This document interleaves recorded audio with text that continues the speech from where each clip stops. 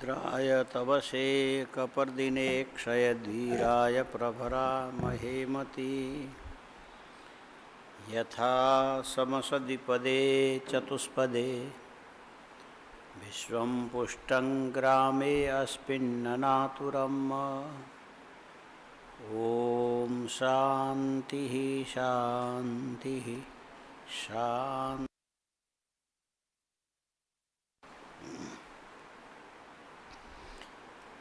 यद्यप्यस्त्रं ब्रह्मशिरस्त्वमोघं चाप्रतिक्रियं शैवास्त्रतेजसा सद्य समसाम्यन्महामुने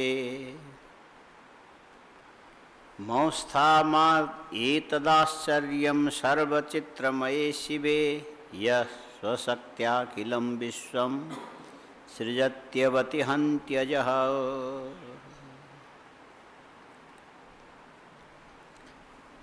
सभी लोग थोड़े थोड़े शक्ति संपन्न हैं, कहीं ज़्यादा कहीं कम।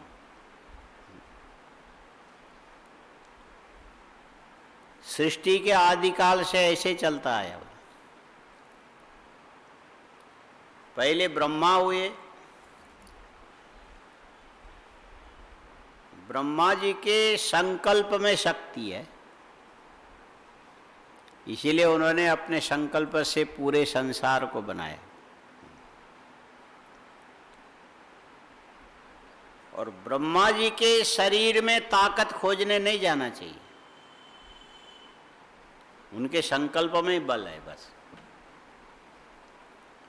इसीलिए मधु कैटभ लड़ने के लिए गए तो ब्रह्मा जी भाग गए, हम नहीं लड़ सकते।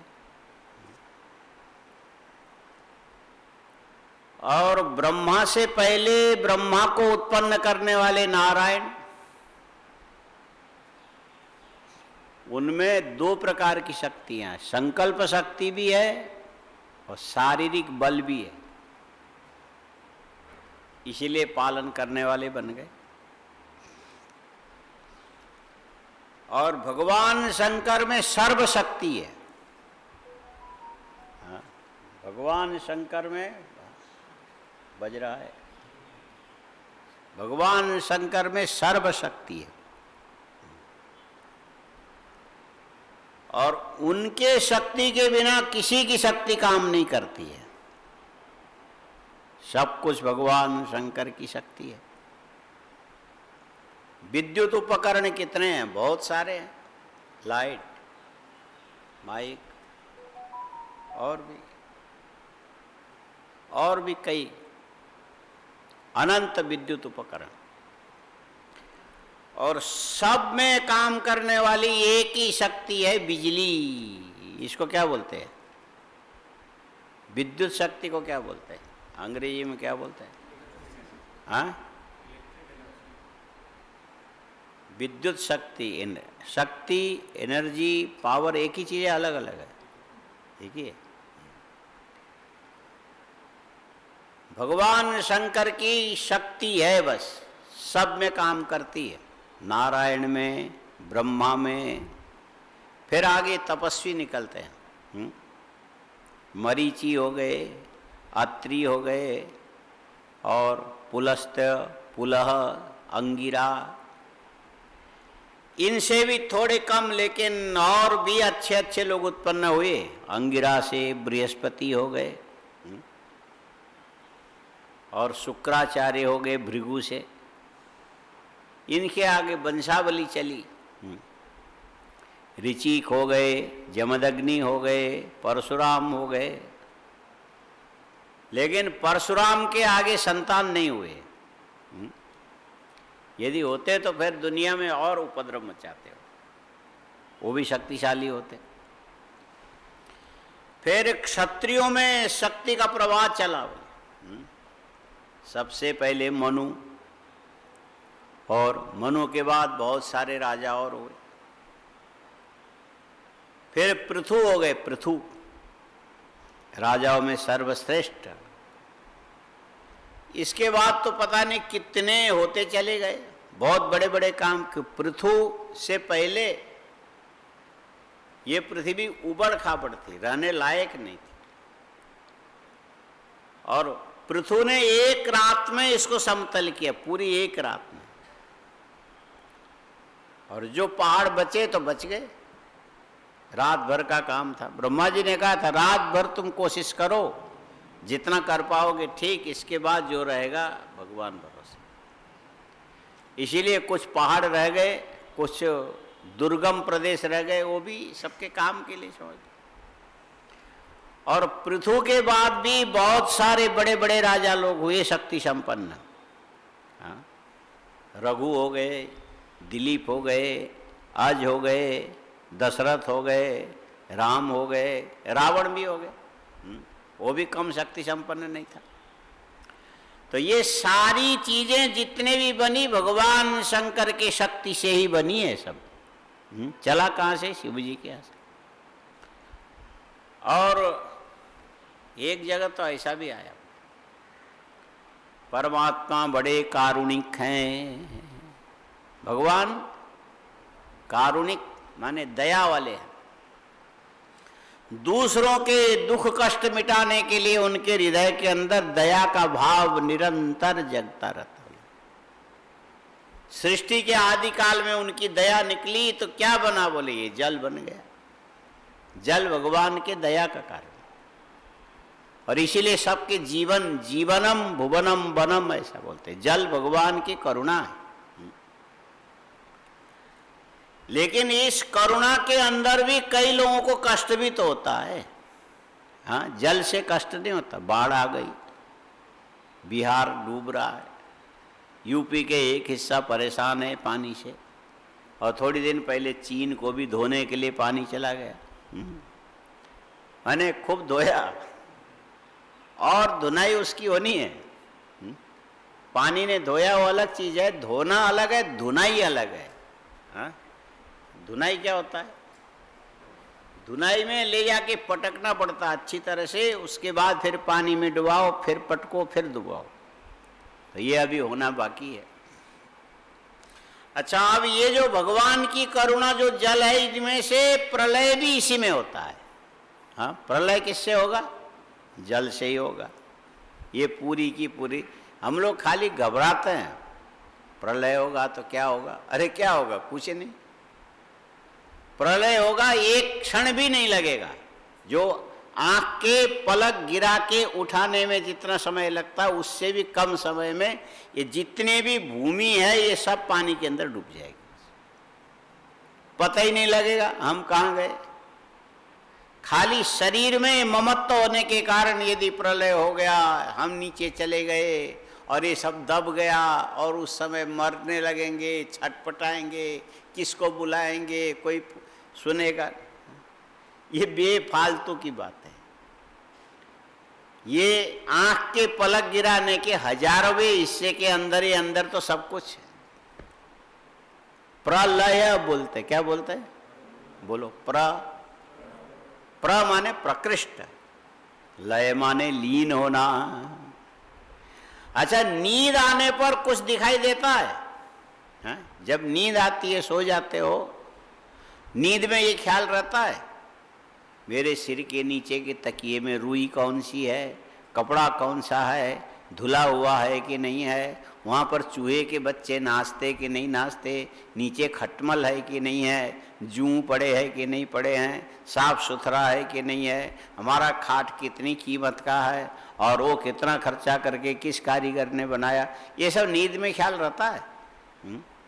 और जिस कमरे में अपने खटिया रखी है, वो कमरा कितना बड़ा है, वो संस्था कितनी बड़ी है, हमारा घर कैसा है, हमारे खानदान कैसा है, हम कितने पढ़े लिखे हैं, हम कितने विद्वान हैं, हम कितने इज्जतदार हैं, कितने मान वाले हैं, कितने बल वाले हैं, इनमें से कुछ भी याद रहता है?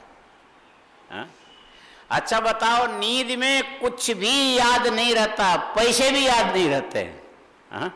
मेरे पास कितने पैसे हैं, और जगने के बाद फट से फिर ऐसा करके, अरे मैं ऐसा कमजोर थोड़ी हूँ। नींद में कुछ याद नहीं रहता। अच्छा, सब कुछ छोड़ के नींद में जब चले जाते हो, उससे पहले विचार करते हो कि ये छूट रहा है, ये छूट रहा है, ये छूट रहा है, मुझे नहीं सोना, मुझे जगे रहना, ऐसा कोई बोलता है? बड़े आराम से नींद में चले जाते हो। प्रलय भी इसी ढंग का है, पता ही नहीं लगेगा। आप पहले अलग जीवात्मा थे, अलग शरीर था, अलग देश था, अलग काल था, अलग परिस्थिति थी, अलग गोत्र था, पता नहीं क्या क्या लिए लिए फिरते थे, और लीन होने में एक क्षण नहीं लगेगा, जैसे नींद में कुछ भी पता नहीं लगता। हाँ, गए लीन।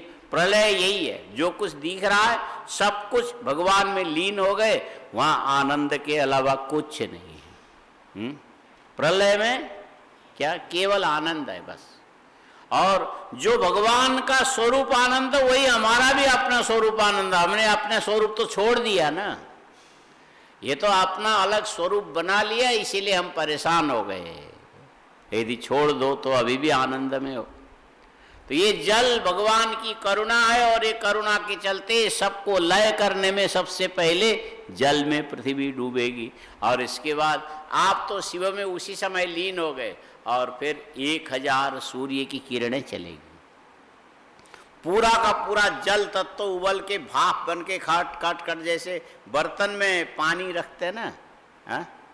बर्तन में एक आदमी ने क्या किया, नहाने से पहले चूल्हे में पानी रख दिया चाय बनाने के लिए।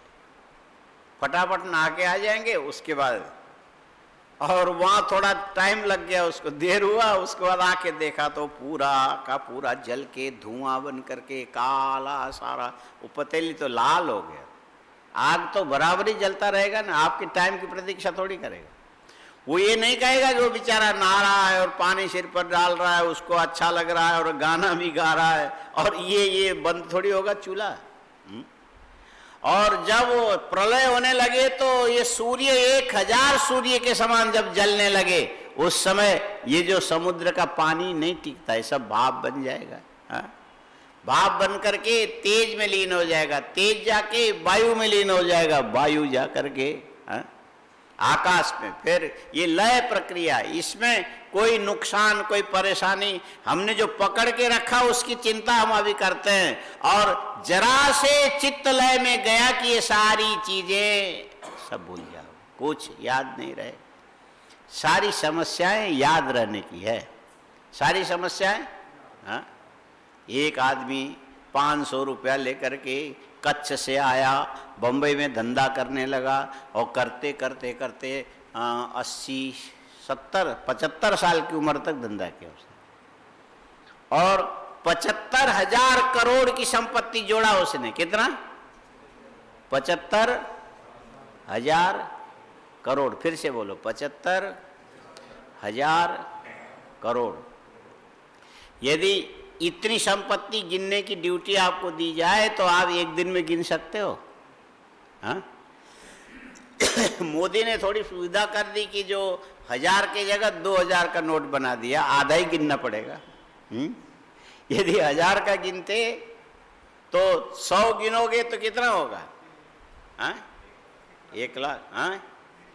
और ये जो 2000 का गिनोगे 100 तो कितना हो जाएगा? 2 लाख। माने आधा ही गिनना पड़ेगा। और उसके बाद भी 75,000 करोड़ गिनने के लिए यदि ड्यूटी दी जाए तो दिन भर में गिन पाओगे? और जिसके पास इतनी बड़ी रकम है वो क्या करेगा? आदमी के पास जितना वो कर सकता है, जितना संभाल सकता है, उतना ही होना चाहिए। उससे ज्यादा होगा तो पागल हो जाएगा। हाँ?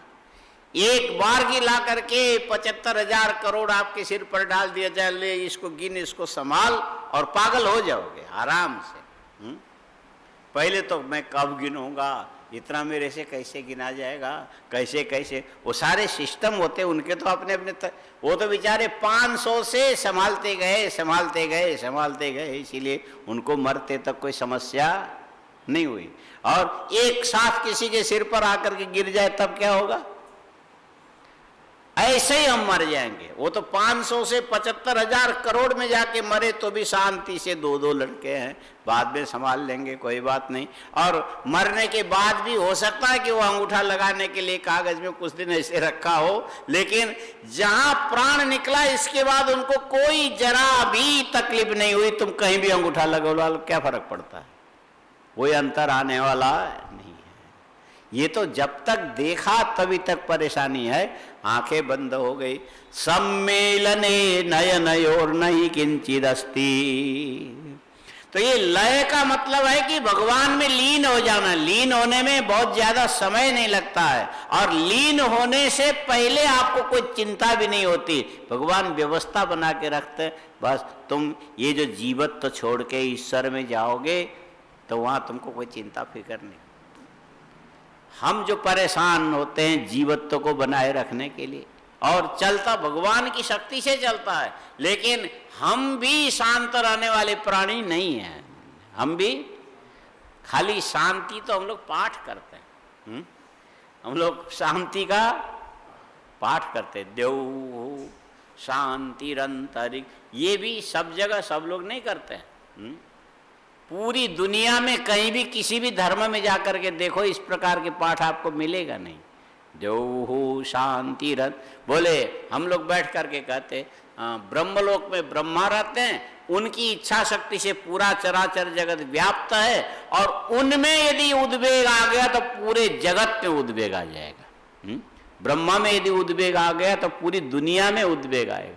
इसीलिए सबसे पहले हम प्रार्थना करते, हे शिव, हे भगवान, हे विश्वनाथ, आप कृपा करके पहले ब्रह्मा जी का जो ब्रह्मलोक सहित ब्रह्मा जी का मन शांत हो जाए तो पूरी दुनिया शांत हो जाए। ऐसी प्रार्थना कहीं नहीं है।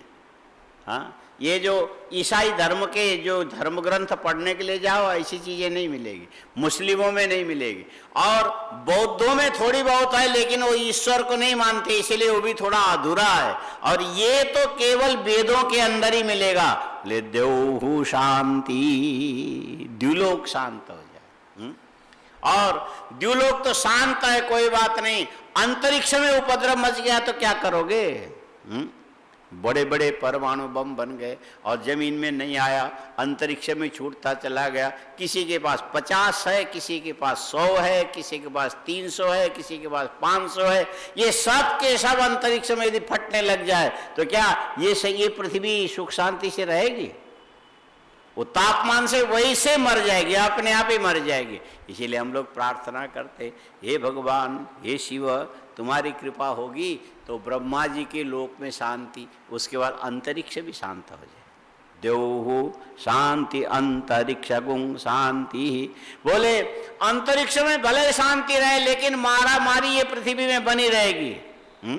मारा मारी उधर जापान है, उधर ताइवान है, इधर चीन है, उधर अमेरिका है, और पता नहीं उधर अमेरिका, पता नहीं क्या क्या है दुनिया भर का। वो उससे लड़ रहा है, वो उससे लड़ता है, वो उसको कब्जा करना चाहता हो। ये सब झंझट यदि चल पड़ा तो यहाँ भी तुम शांति से नहीं रह सकते हो।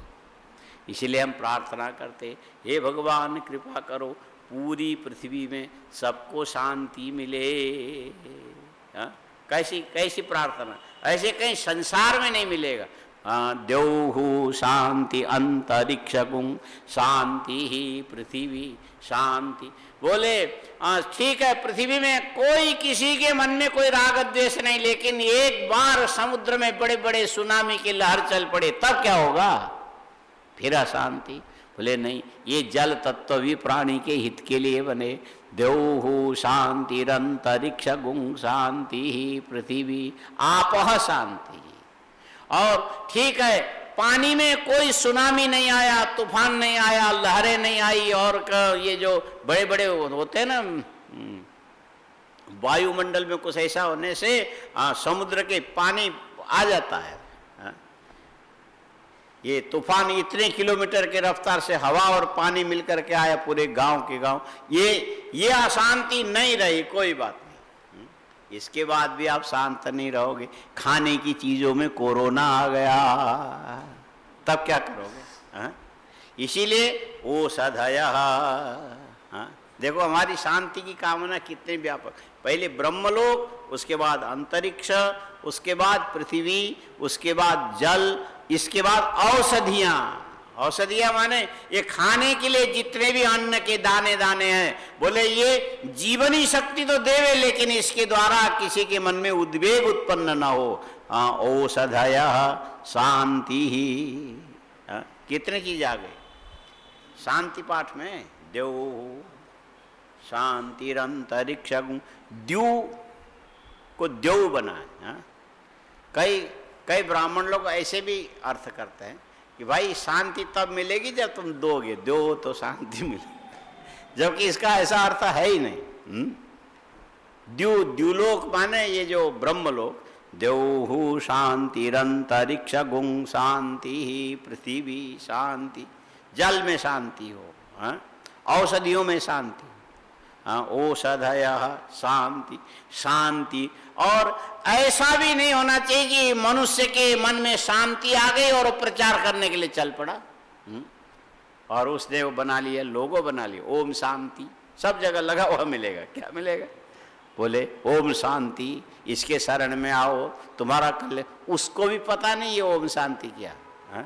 वो परेशान है, किसके लिए? इधर दौड़ रहे हैं, इधर दौड़ रहे हैं, उनकी मंडली चलती, वहाँ प्रचार करो, उसको पकड़ो, उसको पकड़ो, इसको लाओ, उसका सत्कार करो, उसका फोटो खींचो। पता माने बहुत बड़ा ऑर्गेनाइजेशन है उसके। किसके लिए? बोले ये शांति के लिए भी अशांति चलता है।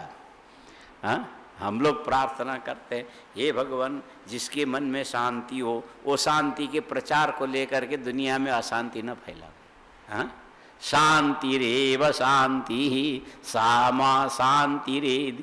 बोले सारा संसार समत्व भाव में, समत्व माने योग है, समत्वम योग उच्यते, समत्वम योग उच्यते।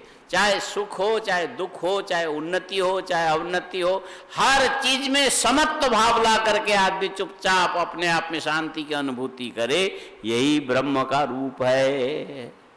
पर आदमी नहीं कर सकता।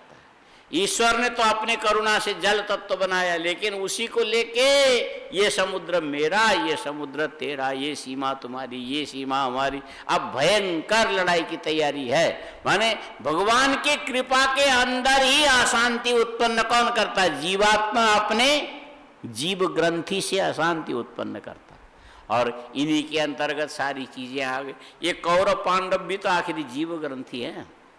ये क्या है? जीव ग्रंथि है। और ये जितने भी उछल कूद मचावे, लेकिन भगवान शंकर की सीमा से बाहर नहीं है। एक और कौरव है, द्रोणाचार्य हैं, उनके पुत्र हैं। भगवान शंकर अवतीर्ण हुए द्रोणाचार्य की प्रार्थना करने से। और दूसरी ओर भगवान श्री कृष्ण है, पांडव हैं, सगे भी हैं, संबंधी भी हैं, और साथ में इनके मन में धर्म बुद्धि है, सत्य बुद्धि है। और जहाँ धर्म होता है, जहाँ सत्य होता है, भगवान वासुदेव उसके पक्ष में रहते हैं। भगवान किसके पक्ष में होंगे? जहाँ सत्य होगा, धर्म होगा। और ये सोच के मत चलना कि जहाँ सत्य और धर्म वो हमेशा सुखी रहेंगे, कोई जरूरी नहीं है। जहाँ सत्य हो, जहाँ धर्म हो, वो हमेशा सुखी रहे जरूरी नहीं है। बल्कि बड़े बड़े दुख के पहाड़ उसी के ऊपर टूटेंगे जिसके पक्ष में सत्य है, जिसके पक्ष में धर्म है। और अधर्म वाला तो अंतिम समय का जलता हुआ दीप है, भभक करके फिर उसको नष्ट ही तो होना है। और टिकाऊ चीजों को अनेक प्रकार के समस्याओं का सामना करना। अब भगवान भी पांडवों के पक्ष में तो थे, लेकिन कुछ कर्म ऐसे ही था। कर्म ऐसे ही था। क्या करते हुए बड़े आराम से इंद्रप्रस्थ में रहे, पूरे साम्राज्य लक्ष्मी उनकी थी, कोई कमी नहीं थी। चारों भाई बड़े अच्छे थे, युधिष्ठिर राजा बने हुए, द्रौपदी, माने कोई सुख शांति में कोई किसी प्रकार की कमी नहीं थी, वैभव भी कम नहीं था।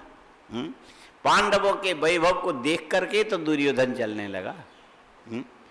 और यदि दुर्योधन को न दिखाया होता तो शायद ये परेशानी न आती। पांडवों ने यदि राजसूय करके पांडव जिसको कौरवों को नहीं बुलाया होता तो ये जुए का आयोजन शायद ही होता। लेकिन हमारे पास वैभव है, हम किसी को न दिखावे, हमको मजा आएगा? हमारे पास है और हम न दिखावे, हम शांति से रहेंगे। होते ही अंदर गैस जलने लगता है, किसको दिखाऊं, कैसे दिखाऊं, कैसे बताऊं। माने ये अंदर ही अंदर परेशान होके आदमी ऐसे खत्म हो जाता। तो ये इन्होंने वो जो दिखावे के लिए तो किया था, ये राजसूय किसके लिए किया? सारी दुनिया देखे, युधिष्ठिर बड़े पूरे जितने भी संसार में राजा हैं सबके महाराजाधिराज हैं, राजसूय यज्ञ कर रहे हैं। बस भले विनम्रता से तुम हाथ जोड़ो, लेकिन मन के अंदर तो यही है ना कि जंगल में मोर नाचा किसने देखा, कोई देखे तब न मजा आवे। ये मनोग्रंथि किसी को भी शांत रहने, यदि कुछ आया तो दिखाने का एक हजारों रास्ते निकालते। ऐसा होना चाहिए, ऐसा होना चाहिए, इससे अरे कम से कम किसी के आंखों के सामने दिखे तो सही, नहीं तो क्या पता लगेगा। हाँ हम ये इसी में सब कुछ है। हाँ? ये आदमी बोले चाहे न बोले सब कुछ किसमें है? हाँ? जो वस्तु संग्रह करके बस इसमें पूरी दुनिया। अब भगवान देखते सृष्टि तो मेरी है, सबको आनंद के लिए मैंने बनाया, और देखो दुनिया कैसे कैसे मर रही है, अब हम क्या करें? उधर द्रोणाचार्य के पुत्र हैं, इधर भगवान श्री कृष्ण है। अच्छा, ये भगवान श्री कृष्ण भी निरंतर हृदय में भगवान शंकर का चिंतन करते हैं, व्यास जी भी चिंतन करते हैं, और पांडवों को अभी भगवान शंकर का ज्ञान नहीं है, और बस हो गया जुआ खेलने चले गए। जुआ खेलने गए तो फिर जो होना था वही हुआ। जुआ जो है ना, जुआ कभी भी सज्जन को जचता नहीं है। जुआ कभी, जुए में सज्जन कभी विजयी नहीं होगा। कौन होगा? कौरवों ने पांडवों ने जुआ खेला तो कौन जीता? दुर्योधन जीता। और ऐसे ये जो राजा नल ने जुआ खेला अपने भाई के साथ, कौन जीता? राजा नल धर्मात्मा था, वो हार गया, और दुर्योधन धर्मात्मा थे, हार गए। और जो जिसने भी जुआ खेला उसमें असत व्यक्ति ही जीतेगा, सत कभी जीतने वाला नहीं है।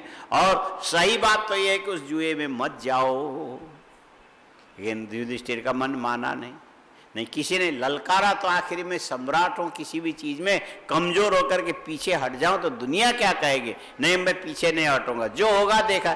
और ये भी पता था कि ये जीतने वाला दुर्योधन है, शकुनी के चालाकी से जीतेंगे, लेकिन जाने का मन हो गया।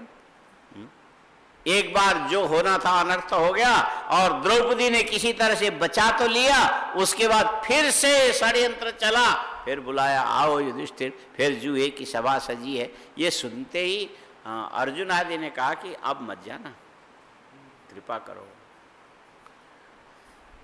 युधिष्ठिर कहते तुम ठीक बोलते हो, मैं पहले भी तो हारा ही था। बोले हाँ, ये तो द्रौपदी ने बचाया था, जो मिला है अपने पुरुषार्थ से नहीं मिला।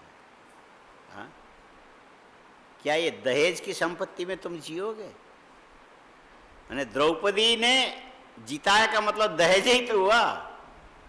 चलो पंजाब से लेके नहीं आई, धृतराष्ट्र से लेके आई है, तो स्त्री धन है ना, उसमें तुम कैसे गर्व करोगे? ये राजा धृतराष्ट्र ने जो हमें दे करके वापस भेजा, ये हमको अंदर से अच्छा नहीं लग रहा, ये हमारे पुरुषार्थ की कमाई नहीं है, पुरुषार्थ तो हम हार गए थे। एक बार और मौका दे रहे तो चलो चलते हैं, देखते हैं, खेलते हैं, क्या बहुत दुर्गति होगी, ले होने दो। सदगति और दुर्गति हमारे अधीन नहीं है, ऊपर वाले के अधीन। फिर गए, जो होना था वही हुआ, मृग चर्म पहन करके चले 12 साल के लिए जंगल में, 1 साल अज्ञात, और जंगल में जाके द्वैत वन में पहले दिन जा करके रहने लगे तो उनको भोजन पेट भर खाना मुश्किल पड़ गया। राजा महाराजा लोग थे, और गए, क्षत्रिय थे, शिकार करने के लिए गए, लाए, अब बेचारे क्या, वो हिरण को मारा और जंगली सुअर को मारा, ये सब करते थे। और जमीन में खड्डा खोदा, सूखी लकड़ी डाली, आग जलाया, ऊपर से लटकाया, पक गया, बस उसी, और क्या करते हैं? हाँ, कोई उपाय नहीं है दूसरा। अच्छा, इतने में बैठ के राजा युधिष्ठिर कहने लगे, हम अकेले खा रहे हैं, दूसरों को मार के खा रहे हैं, अच्छा नहीं है, कम से कम दूसरों को भी खिलाना चाहिए। बोले क्या करें? तो रात भर बैठ करके भगवान सूर्य की आराधना की। वो जानते थे सूर्य के मंत्र आराधना। तो भगवान सूर्य प्रातः काल आए, बोलो युधिष्ठिर क्या चाहिए?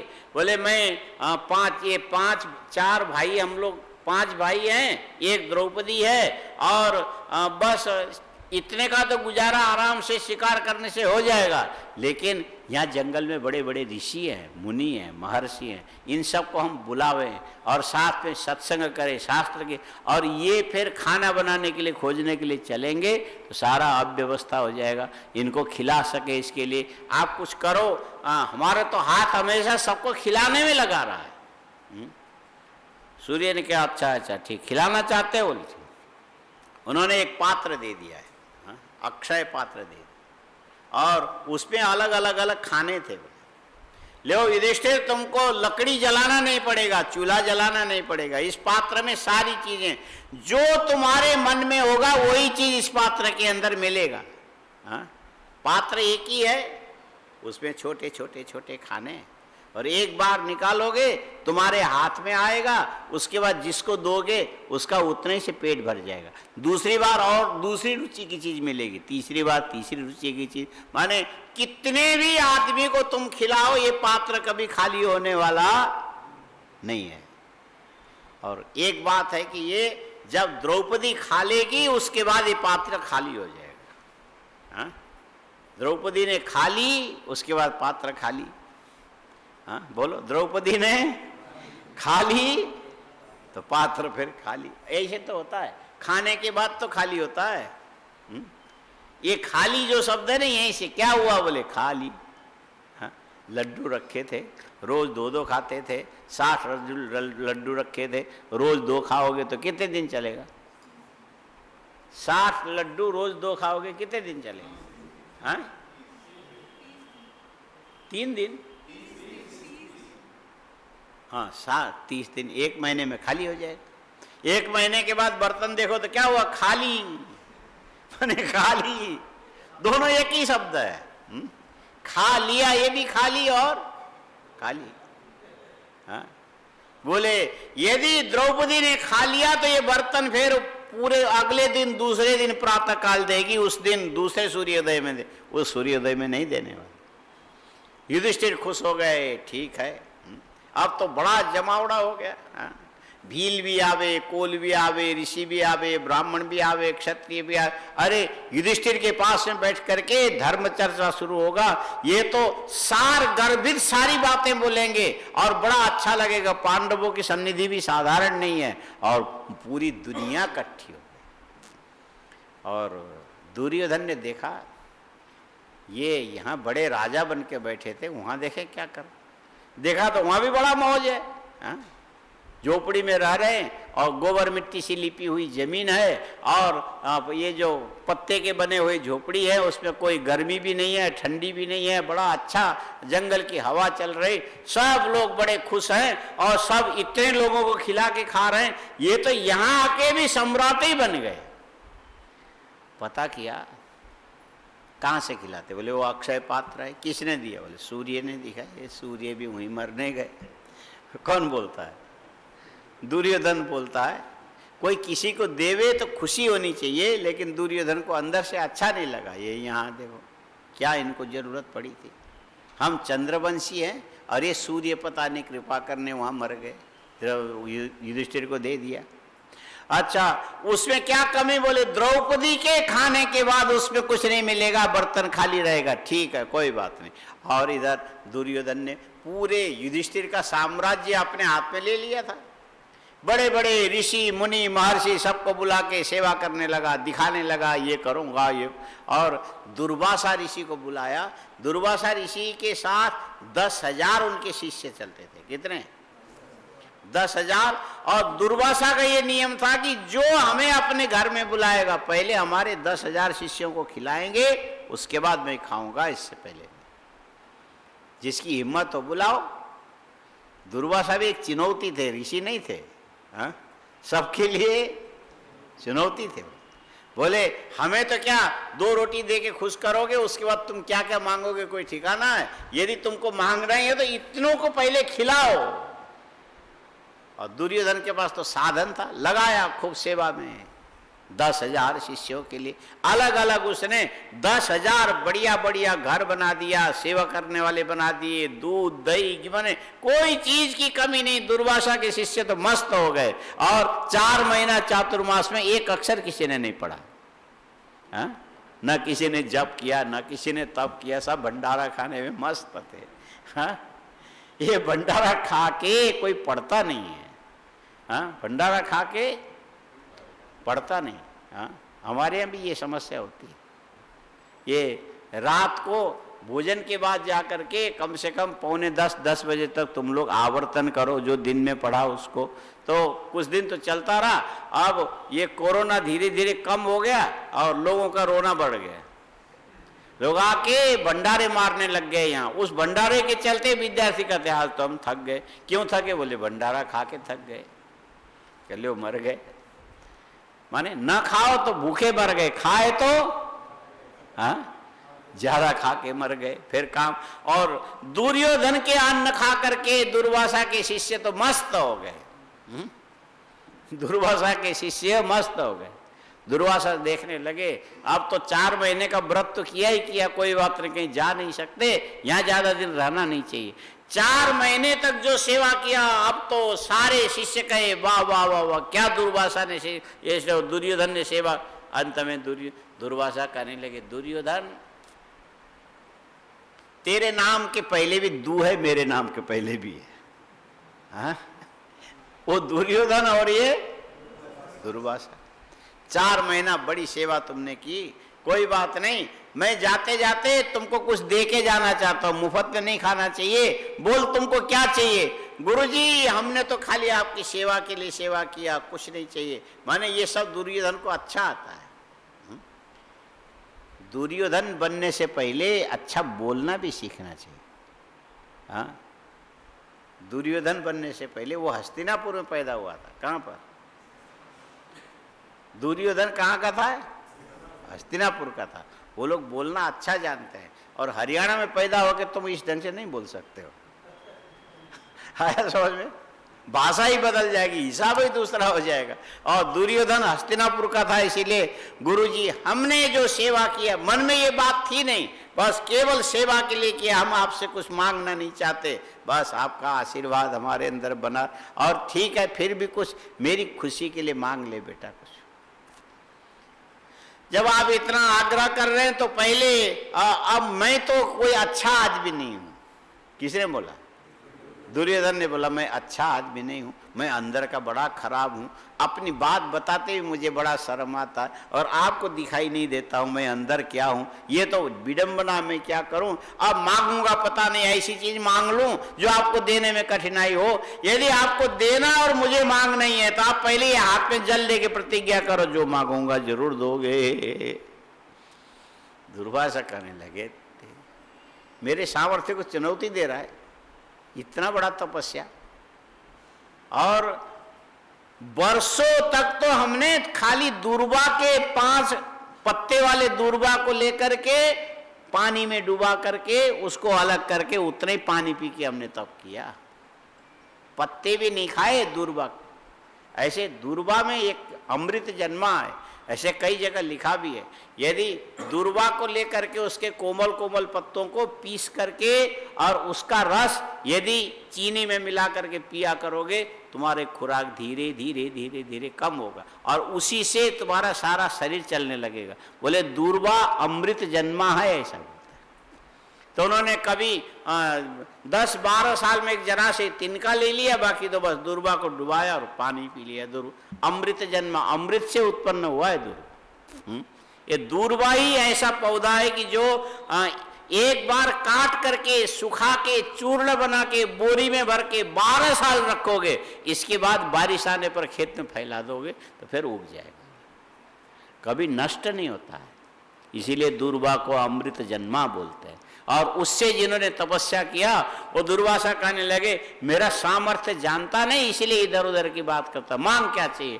तो अब था क्या कि दुर्वासा के से ने प्रतिज्ञा कराया हाथ में जल लेके, सत्यम सत्यम बदा, मैं बिल्कुल सच बोलता हूँ, जो मांगेगा वही दे दूंगा। अब खुश हो गया। दुर्योधन ने पांव पकड़ लिया, गुरुजी मैंने पहले बोल दिया मैं दुर्योधन, मेरा मन साफ नहीं है। इतने दिन मैं अच्छे कपड़े पहन के आपके सामने आया, आपने कभी ध्यान दे के मेरे हृदय की ओर तो देखा नहीं।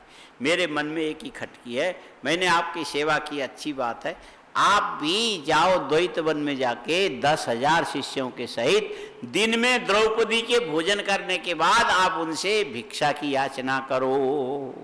मेरे भाई लोग रहते हैं। दुर्वासा समझ गया, अच्छा मैं तुमको जान नहीं सका, तू मुझे जान गया, मैं क्रोधी हूं और भिक्षा के लिए जाऊंगा और वो यदि नहीं खिला पाएंगे तो फिर गुस्सा आएगा, मैं उनको जला। तुमने अपनी व्यवस्था पूरी कर ली। चलो ठीक है, तुमको हमने वरदान दिया इसीलिए पूरा तो कर लेता हूं, लेकिन एक बात याद रखना, उनके पक्ष में भगवान है। ये ऐसे ऐसे उपाय खोज निकालते हैं कि तुम्हारी हमारी वहां चलती नहीं है। भगवान के सामने किसी की नहीं चलती। चलो हम जाएंगे तुम्हारी बात पूरी करने के लिए। गए और पहले एक दो को भेजा, देखो जाओ देख के आओ द्रौपदी ने खाया कि नहीं खाया। बोले खा लिया। तब दुर्वासा गए, आए युधिष्ठिर, दंडवत प्रणाम किया। भगवान आप बहुत दूर से? हाँ दूर से आ रहा हूँ, अभी सुबह से अभी तक हमने भोजन नहीं किया, अभी 12 बजे जो है ना मध्याह्न, हाँ दूसरे प्रहर की संध्या करनी है, पास में नदी बह रही है, वहाँ जाके हम लोग सब स्नान करके संध्या वंदन करके आते हैं, हम 10,000 शिष्यों के सहित हमारे लिए भोजन की व्यवस्था करो। ठीक है आप नहा के आइए। उन्होंने सोचा शायद द्रौपदी ने खाया नहीं होगा, जाके देखा 10,000 शिष्यों के साथ दुर्वासा आए। सिर पीटने लगी, हाय मर गए, यहां भी विपत्ति ने साथ नहीं छोड़ा, हमने तो खा लिया, में कुछ है ही नहीं, अब कहां से आएगा। अब द्रौपदी बेचारी रोने लगी, अब क्या होगा, ये तो जला देंगे, बड़े क्रोधी। और बैठ करके भगवान को याद करने, चाहे क्रोधी हो चाहे कोई भी हो। हे द्वारकाधीश, बोलते तुरंत पहुंच गए, देर नहीं लगाया। और पहुंच के बोले द्रौपदी बहुत दूर से आया हूं, 3 दिन से चल रहा हूं, ये रथ में हिलते हिलते हिलते मेरे सारे इधर भी दर्द, इधर भी दर्द, इधर भी दर्द। जैसे 3-4 दिन तक तेज गति की ट्रेन में चलोगे तो शरीर में दर्द नहीं होता है। हाँ अब तो थोड़े बहुत अच्छे गाड़ियां भी निकल। हाँ तो बोले हम तो ये रथ में बैठे, घोड़े कभी इधर घुमाते इधर, ये सारा दर्द कर रहा, भूख लगी अलग से, द्वारका से यहाँ तक आया पानी भी नहीं पिया, इसीलिए इस समय मैं सीधे तुम्हारे घर के अंदर आया, पांडवों से नहीं मिला, कुछ खिला दे। वो हंसने लगी, जो भी आ रहे हैं भूखे ही आ रहे हैं आज। वो 10,000 वो भी भूखे और ये भी भूखे। जब दिन ग्रह खराब होता तो जहां भी जाओगे वहीं परेशानी। हाँ लोग कहते अभागा खप्पर, जहां जाए वहीं टक्कर। बोले हाँ अब ये भगवान को बुलाए तो वो भी भूखे ही मरने आ गए। अरे कुछ होता तो हम आपको क्यों बुलाते। भगवान कहने लगे यही तो विचित्र बात है द्रौपदी, कुछ होने से कोई हमको याद नहीं करता, न होना ही अच्छा है। हा? होने से क्या अच्छा है, सुख से दुख अच्छा है। दुख में कम से कम भगवान का नाम तो लोगे। जब सुखी हो गए हम तो भगवान को नहीं मानते, फालतू बात ऐसे। न होने पर ही तो तुमने याद किया, लेकिन अब खिला, ये कुछ है ही नहीं, है कि नहीं तुमको क्या मालूम। तो देख लो, रसोई घर में जाओ तो देखा तो वो अक्षय पात्र के वो पीछे का ऐसा मुड़ा हुआ ऐसा हिस्सा था। हाँ धोने से भी उसमें एक साग का तिनका अंदर अटका पड़ा था, जरा से वो नाखून से खुरुच के निकाल, ये देख छिपा के रखा तुम, मैं भूखा हूं। ये जितना छिपा के रखेगी उतनी तू भूखी मरेगी, और निकाल के दूसरों को देगी तो पूरी दुनिया का पेट भरेगी। कौन बोलता है? देने से मिलता है। क्या होता है? देने से मिलता है। और यदि तुम छिपा के रखोगे तो नहीं मिलेगा। हाँ? देने से मिलता है, छिपा के रखोगे तो नहीं मिलता। ये तुमने छिपाया और तुम्हारे ऊपर कृपा करके हमने निकाल लिया, अब देख इसका चमत्कार क्या होता है। और भगवान ने मुंह में लिया, लेके कहने अनेना विश्वात्मा, पूरे जगत की आत्मा भगवान वासुदेव है, वो तृप्त होने से कौन भूखा रहेगा भला। और सारे दुर्वासा के चेले जहां नहा रहे थे, डुबकी लगा के बाहर निकले, सबके अंदर से एकदम बढ़िया भोजन की डकारें आने लग गई। किसके? दुर्वासा ऋषि के। उनको तो पंचमेल दाल, बासमती चावल, जीरा का छोंक, गाय का घी और दही बड़ा, ऊपर सोट की चटनी और राजभोग, क्या क्या पता नहीं दुनिया भर जो संन्यास आश्रम में होता है ना और सब पेट के अंदर जो डकार के अंदर मिलके गले तक छू जाए, थोड़ा जल करके नीचे बैठे। माने भंडारे से पहले ही भंडारा हो गया अंदर। सब कहने लगे गुरुजी उधर युधिष्ठिर ने सब व्यवस्था की होगी, हमारा तो पेट भर गया, हम तो अब कुछ भी नहीं खा सकते। दुर्वासा कहने लगे मेरी भी हालत खराब है, श्वास लेना मुश्किल हो रहा है, इतना कहाँ से पेट में आया पता नहीं, कल का खाया था दुर्योधन के घर में, यारे ये दुर्योधन का अन्न पचाना हमारे लिए बड़ा मुश्किल काम है। जबकि दुर्योधन का नहीं था किसका? द्रौपदी के साग का था। और बोले कि भाई जब ये हालत है तो वहां जाके यदि नहीं खाए तो कुछ भी हो सकता है। युधिष्ठिर भी कम तपस्वी नहीं है, इतनी व्यवस्था हमसे कराई और आप लोगों ने कुछ खाया नहीं। जो फिर वो पलट गए तो क्या होगा? चलो भैया पेट तो भर गया ना, ये नदी इतनी चौड़ी है, इसमें से कूद पड़ो अंदर। तैरते तैरते उधर उस पार निकल जाएंगे, वहां से चले जाएंगे। अब उसने इतने तो कहा था कि आप भिक्षा की याचना करना, कर लिया, और खाना ना खाना हमारी मर्जी है।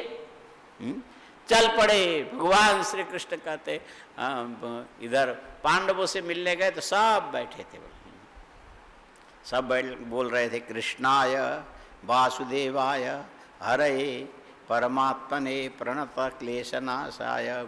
सब एक स्वर में बोल रहे थे। 4 भाई थे लेकिन एक स्वर में बोलते थे। कैसा बोलते थे?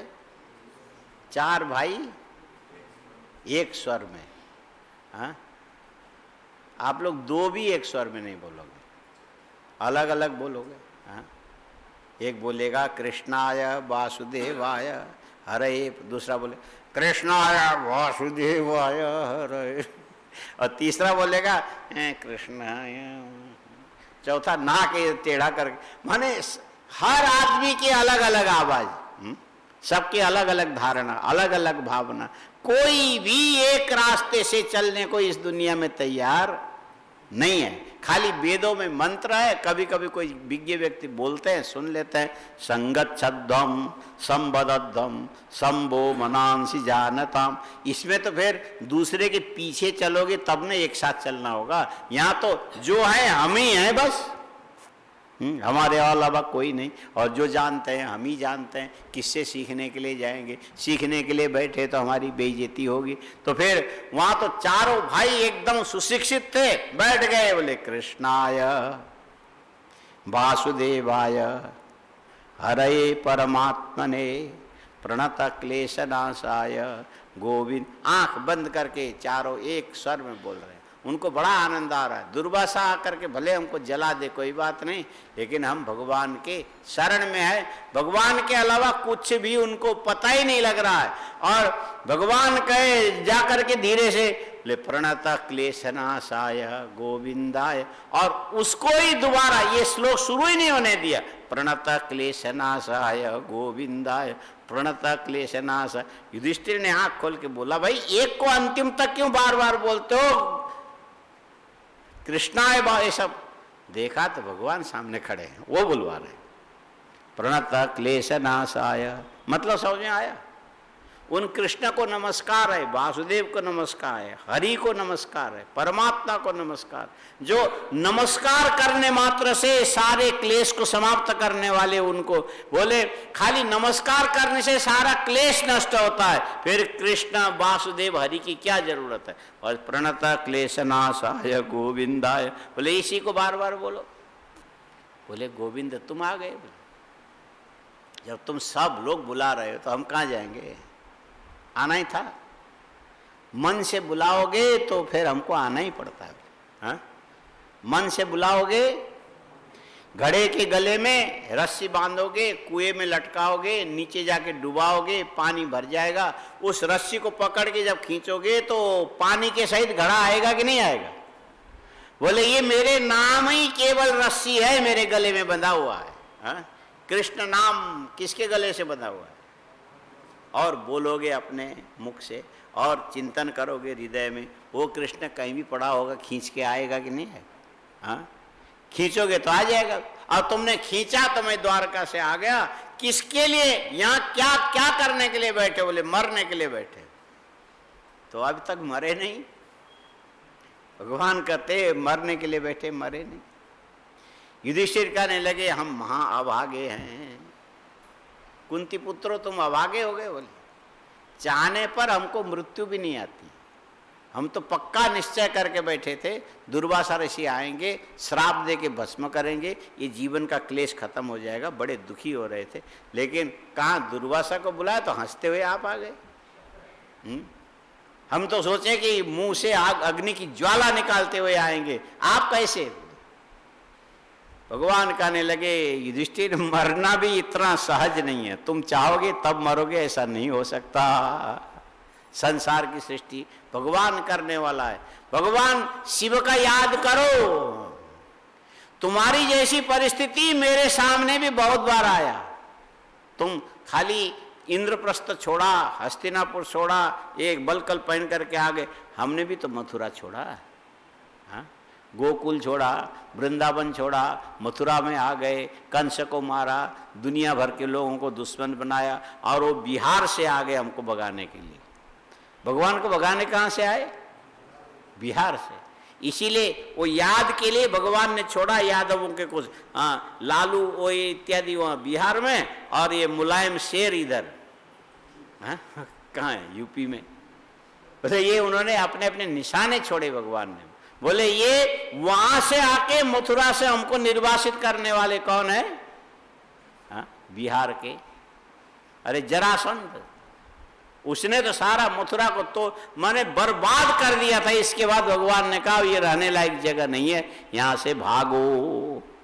इतने दूर जाओ कि वहां तक जाते जाते इनके रास्ते में राशन पानी खत्म हो जाए, लौट के वापस चले जाए, और जाके समुद्र में भगवान बस गए। बोले ऐसे मेरे साथ भी हुआ, और चाहते तो हम भी मर जाते, लेकिन युधिष्ठिर मर नहीं सकते हो। हाँ, जब तक जीना तब तक जीना पड़ेगा, मर नहीं पाओगे। और जो तुमको भिक्षा के लिए आमंत्रण तुमने जिसको दिया वो कहाँ है? हम भी उनके भी दर्शन करना चाहते हैं। स्नान करने गए, चलो उनको बुलाते हैं। क्या खिलाएंगे देखा जाएगा। देखा तो नदी पार निकल गए। द्रौपदी देखने लगी। बोले तुम हो बड़े, हाँ, चंबूराज हो, चंबूराज, हर काम करके दिखा देते, लेकिन कभी कभी किसी को रुलाते भी बहुत हो। अरे जब दुशासन मेरी साड़ी खींचे जा रहा था, तो जब तक मेरा हाथ थक नहीं गया, दोनों हाथ ऊपर नहीं उठाए, तब तक तुमने मेरी मदद नहीं की। और उस समय तुमने इतने देर क्यों किया, और आज इतनी जल्दी क्यों आ गए? भगवान कहने लगे क्या करूं द्रौपदी, आया तो पहले ही तुम्हारे पास पहुंचा था, लेकिन तुमने अपने अहंकार से अपने आप को बचा के रखा, जिसके अंदर हम जा नहीं सकते। भगवान कहते ये जो पनीर होता है कि छेना, छेना पनीर एक ही चीज़ है, अलग अलग है? हाँ, एक ही चीज़ है पक्का। आप हलवाई हो, छेना बोलते पनीर बोलते, जो भी हो, और उसको तत्काल ताज़ा बना करके मलते हैं परात में रख करके, और उसके बाद गोल गोल बनाते हैं। गोल गोल बना के ले जाके फिर उबलते चाशनी में डाल देते हैं। और उबल के पहले तो क्या करता है कि ये जो पनीर है ना, आपस में एक दूसरे से जुड़ जाता है, और उसके बाद बीच में छोटे छोटे छिद्र बनता है, और ऐसे स्पंज वाला बन गया, और रस चाशनी अंदर के रसगुल्ले बन गए। अच्छा, ऐसे ही सीमेंट का गोला ऐसा बना करके 3 दिन सुखा करके चाशनी में उबालने लग जाओ, वो भी रसगुल्ले बनते हैं क्या? हाँ, उसमें पनीर चाहिए, छेना चाहिए, तब जाके रसगुल्ले बनेंगे। दूसरे में अंदर रस नहीं जाता है। और तुम चाहो कि साक्षात भगवान पत्थर बन करके, शालिग्राम बन करके आए, उनको चाशनी में उबाल के देखो, उनको चाशनी में उबालोगे, रसगुल्ले बनते हैं क्या? हाँ? बनारस में एक महात्मा जी एक मूर्ख से किसी को पढ़ाने लगे, उसको कुछ भी समझ में नहीं आवे, और ऊपर से महात्मा जी को ही दुनिया भर का ज्ञान देवे। कौन? हाँ, वो जो पढ़ने वाला है। तो कई साल तक उन्होंने बहुत कोशिश किया लेकिन हुआ कुछ नहीं। वही इनको ज़्यादा सिखाता था रोज। हाँ, ये आपके आम अनाप शनाप बातें हमको समझ में नहीं आती। बस आप हमारी मानो, ये हमको पढ़ाने के क्लेश से छोड़ दो, आप आराम से रहो, खाओ पियो मस्त रहो, संसार का यही सुख है।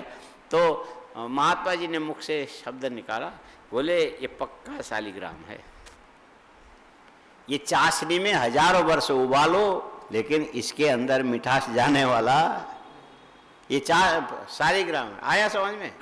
ये जरा देखना, घर में जाके अपने अपने चेहरे को शीशे में देखना, हम भी शालिग्राम तो नहीं है।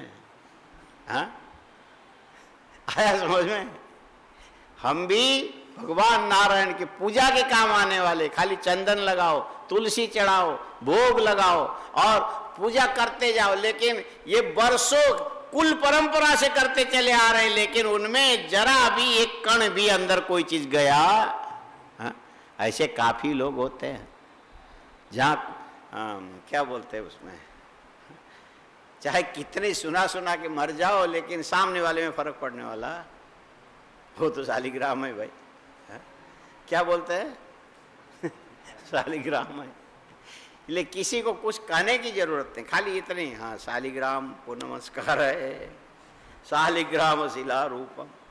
ये भी सांकेतिक शब्द है। ये क्या है? सांकेतिक शब्द है। और इधर द्रौपदी ने कहा कि कभी कभी तो दुख देते हो। बोले ये जो पत्थर के शालिग्राम को हजारों वर्ष चाशनी में उबालने पर भी चाशनी का अधिकार नहीं उसके अंदर जाने का, नहीं जा सकता। ऐसे तुम्हारे मजबूत अहंकार के अंदर भगवान वासुदेव बोलते, द्रौपदी मेरे चाहने पर भी मैं तुम्हारे अंदर नहीं आ सकता। तुमने अपने अहंकार की कवच पहन के रखा था। जहाँ दुशासन ने पूरी साड़ी खींचनी शुरू कर दी, तुमने दोनों हाथ उठा दिए, तब हमको मौका मिला। फिर देखो मैं फट से, मैं तो तुम्हारे सिर के ऊपर खड़े होकर देखता था, इसके अभिमान के कवच कब हटे तो मैं इसकी रक्षा करूं। ये अभिमान के कवच को भगवान भी तोड़ नहीं सकते। हाँ? हर आदमी के अपने अपने अहंकार है, अपने अपने आग्रह है, अपने अपने माने क्या कि इन्हीं से तो व्यक्ति बनाया, और क्या बनाया। हाँ? सब अपने अपनी मान्यता, अपने अपने अहंकार, अपने अपनी भावना सब लेकर के मजबूती से एकदम काले पत्थर बन करके बैठे हैं। और शालिग्राम की जब सेवा होती तो बोले उसमें पीताम्बर चढ़ाते हैं, कपड़े पहनाते हैं, आँख लगाते हैं, मुंह लगाते हैं, लेकिन न खाते हैं न पीते, कुछ नहीं। और हम भी खाते भी हैं, पीते भी हैं, देखते भी हैं, दिखाते भी हैं, चलते भी हैं, फिरते भी हैं, तीर्थ करते, व्रत करते, पता नहीं क्या क्या, सत्संग भी कर ही लेते। अब तो 9:15 हो गया, अब क्या करोगे। हाँ, अब टाइम भी हो ही गया। तो भगवान ने कहा कि तेरे अहंकार के चलते मैं तुम्हारी मदद नहीं कर पाया। यहाँ तो अहंकार रहित थी, इसीलिए तुम्हारे मुख से शब्द निकलते ही मेरा रथ तेरे दरवाजे पर। ये सब झंझट हुआ। भगवान तो पांडवों के अति प्रिय थे ना। आदमी जब ज्यादा प्रेमी जो हो ना, उसकी बात लोग कोई सुनता नहीं है। हाँ? लोग बोलते हैं ना, घर का देव देवड़ा, परदेश का भूत सिद्ध। कभी कोई आए, दूर से आवे, बड़े मुश्किल से आवे, तो फिर उसके पीछे पीछे दौड़ोगे, और जो घर में पड़ा हुआ है ये तो यही तो है। भगवान द्वारका से आए और इनसे मिल के रहने लगे, सब बड़ी खुशियाँ थी, सब ठीक ठाक।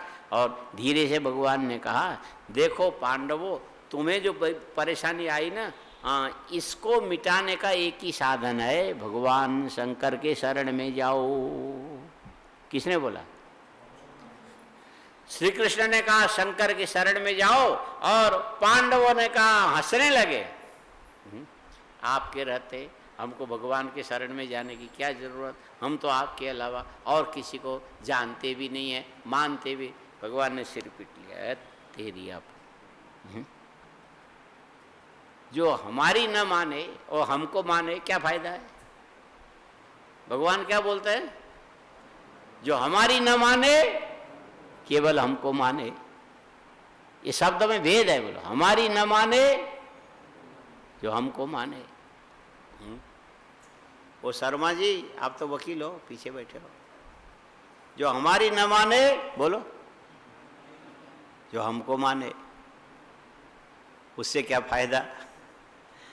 आया समझ में? क्यों सिर खुजा रहे? जो हमारी न माने और हमको माने। भगवान भी इसी दुख में दुखी हो गए। ये पांडव है तो आप, और हमने कहा शंकर जी का ज्यादा लंबा चौड़ा झंझट नहीं था।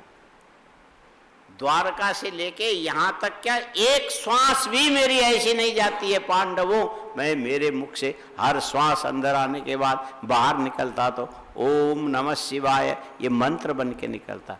तुम भी उन्हीं का सहारा लो। दुख हमने भी कम नहीं उठाया, लेकिन भगवान की कृपा से सारे दुख चले गए। तुम्हारे दुख को देख के मैं दुखी हो रहा हूं। यदि इससे बचना चाहते हो तो भगवान शंकर का नाम ले लो, ओम नमः शिवाय जप। किसने बोला? श्री कृष्ण ने कहा पांडवों। तो उनको लगा कि ये हमारा तो अपना भाई है, मामा का लड़का है, बोल रहा है, ठीक है, बोलने तो क्या है, सुन लिया। अच्छा बैठो, फिर कल सुबह हम लोग अच्छा क्या क्या खाना है ऐसी कल्पना करेंगे, द्रौपदी के बर्तन से निकलेगा स्वा। तो वो तो आए गए बात ऐसी कर दी। और एक रात और एक प्रहर रुक करके भगवान श्री कृष्ण ने कहा अच्छा ठीक है तुम लोग ऐसे रहो यहाँ और हम तो जा रहे हैं, ऐसा बोल के चले गए। एक दो दिन रुको, नहीं तुम तो वनवास में हो और हमारे रुकने पर ये वनवास ना होकर के नगरवास हो जाएगा, तुम्हारी प्रतिज्ञा भंग हो जाएगी, मुझे जाने दो। और क्यों भगवान निकल के गए ये कल पता लगेगा। हाँ, भगवान क्यों गए? उनको ये लगा कि ये पांडव हमारा हमको मानते हैं। हाँ? पांडव हमको मानते हैं लेकिन हमारी बात नहीं मानते। बोलो, पांडव हमको मानते हैं लेकिन हमारी बात नहीं मानते हैं। हाँ, समझ में आया? एक सज्जन थे, गुजर गए, उनकी पत्नी का नाम था शांति। मैंने कहा आपकी घरवाली का क्या नाम है? शांति है। तो शांति है ये? बोले कहना नहीं मानती है। है शांति लेकिन हमको मानती है लेकिन मेरा कहना नहीं मानती। हाँ? तो भगवान ने कहा कि ये सारे पांडव ये हमको खूब मानते हैं लेकिन मेरा कहना नहीं मानते, इसीलिए हम जा रहे हैं। तो अब कल देखेंगे ओम पूर्णमद पूर्णमिदम पूर्णात् पूर्णमुदच्यते पूर्णस्य पूर्णमादाय पूर्णमेवावशिष्यते। ओम शांति शांति शांति। शंकरं शंकराचार्यं केशवं बादरायणं सूत्रभाष्यकृतौ वंदे भगवन्तौ ईश्वरो गुरुरात्मेति मूर्तिभेद विभागिने व्योमवद्व्याप्तदेहाय दक्षिणामूर्तये नमः। ओम शांति शांति शांति। ओम इदगुं हविः प्रजननं मे अस्तु दशवीरगुं सर्वगणगुं स्वस्तये आत्मशनि प्रजाशनि पशुशनि लोकशन्यभयशनि अग्निः प्रजां बहुलां मे करोत्तन्नं पयोरेतो अस्मासु दत्त अग्निर्ज्योतिर्ज्योतिरग्निः स्वाहा सूर्यो ज्योतिज्योतिः सूर्यः अग्निर्वर्चो ज्योतिर्वर्चः स्वाहा सूर्यो वर्चो ज्योतिर्वर्चः ज्योतिः सूर्यः सूर्यो ज्योतिः। ओम कर्पूरगौरं करुणावतारं सदा वसन्तं हृदयारविन्दे भवं भवानी सहितम् असितगिरिशमं स्यात् कज्जलं सिन्धुपात्रे सुरतरुवरशाखा लेखनीं पत्रम् लिखति यदि गृहीत्वा शारदा सर्वकालं तदपि तव गुणानामीश पारं नयात्। त्वमेव माता च पिता त्वमेव बन्धुश्च सखा त्वमेव विद्या द्रविणं त्वमेव सर्वं मम देवदेव त्वमेव सर्वं मम देवदेव। ओम नमः पार्वती पतये।